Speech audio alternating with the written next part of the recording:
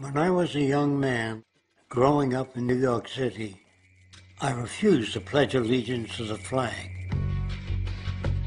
Of course, I was sent to the principal's office, and he asked me, "Why don't you want to pledge allegiance? Everybody does." I said, "Everybody once believed the earth was flat, but that doesn't make it so."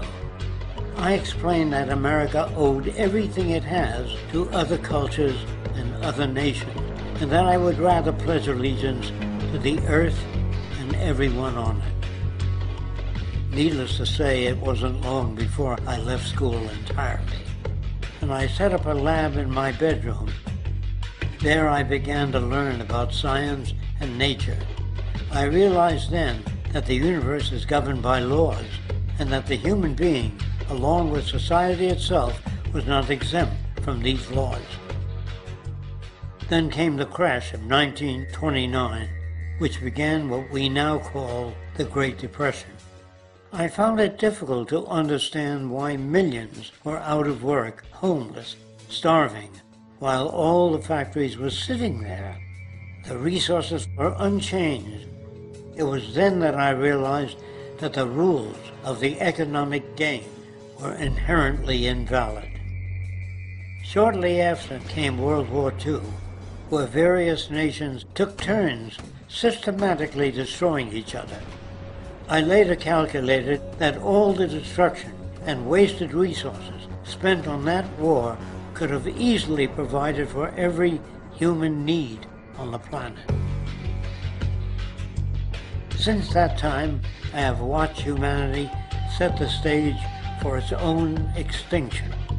I have watched as the precious finite resources are perpetually wasted and destroyed in the name of profit and free markets.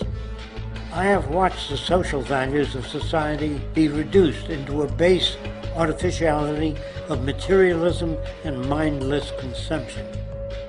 And I have watched as the monetary powers control the political structure of supposedly free societies. I'm 94 years old now, and I'm afraid my disposition is the same as it was 75 years ago. This shit's got to go. Hello everyone, my name is Steve from the Monroe, Michigan Zeitgeist chapter. Here's my review of Zeitgeist Moving Forward, the third installment in the Zeitgeist film series. Zeitgeist Moving Forward is a concise depiction of that which the Zeitgeist movement encapsulates.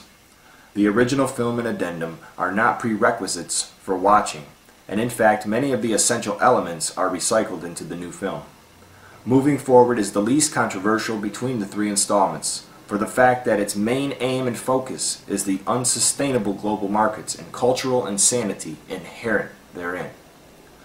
Addressing cyclical consumption, endgame economics, a value system disorder, and human behaviorism in relation with environment, all while watering the previously planted seed of a resource-based economy, predicated by the Venus Project, and featured in the previous film addendum. Many professionals helped make the case in lengthy discussion, along with the expected return of Jacques Fresco and Peter Joseph, all of whom seemingly have the well-being of society and intelligent management of the Earth's resources at heart. While making light of the name-calling jargon and attacks often imposed upon any persons or movement before them, whose ideas were that of peace and brotherhood of mankind. Several creative animations are incorporated, along with the scientifically formatted outline approach we've come to expect from Peter Joseph by his previous lectures and orientation videos. The film is proof in and of itself that we are emergent, as the third entry is no doubt more encompassing and fine-tuned than the other two films in the Zeitgeist series. So for anyone who's lost confidence in the established order that's circling the drain, this is your newly found beacon of light based on the ground-up systems solution, while advocating the largest paradigm shift in all humanity for humanity.